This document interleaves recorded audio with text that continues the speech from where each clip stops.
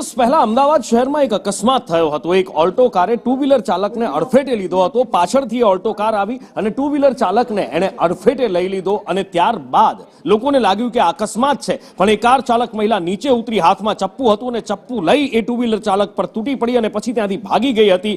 અને જ્યારે તપાસ થઈ ત્યારે ખબર પડી કે 13 વર્ષ પહેલા દાજેલી આ મંગેતર હતી, સગાઈ તૂટી ગઈ હતી અને 13 વર્ષ પછી બદલો લેવા માટે સામે આવી હતી। અને રિંકુ પોતાનો બચાવ અત્યારે કરી રહી છે અને કહી રહી છે કે મને બ્લેકમેલ કરવામાં આવતી હતી, માટે મેં આ પગલું ભર્યું હતું। આખરે શું છે સત્ય, કશ્યપ પાસેથી જાણીએ।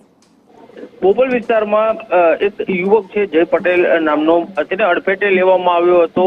પ્રથમ દ્રષ્ટિએ પોલીસને પણ એ વાત લાગી હતી કે આ સામાન્ય અકસ્માત છે, પરંતુ અકસ્માત બાદ આ યુવક છે તેને કાર ચાલક મહિલા છે તેના દ્વારા ચપ્પાના ઘા મારવામાં આવ્યા હતા અને ત્યારબાદ પોલીસે તપાસ હાથ ધરી હતી ને તેમાં એ વાતનો ખુલાસો થયો હતો કે એ જે હુમલો કરનાર મહિલા છે તે રિંકુ પટેલ નામની મહિલા છે અને 13 વર્ષ પહેલા બંનેની સગાઈ થઈ હતી અને તે તૂટી ગઈ હતી અને તેના કારણે જ તેની દાજ રાખી અને તેના દ્વારા જય પટેલ છે તેના ઉપર હુમલો કરવામાં આવ્યો હતો। જ્યારે આ હુમલો થયો ત્યારે આ રિંકુ પટેલનો હાલનો જે પતિ છે તે પણ હાજર હતો અને હવે પોલીસ દ્વારા બંનેની ધરપકડ કરવામાં આવી છે।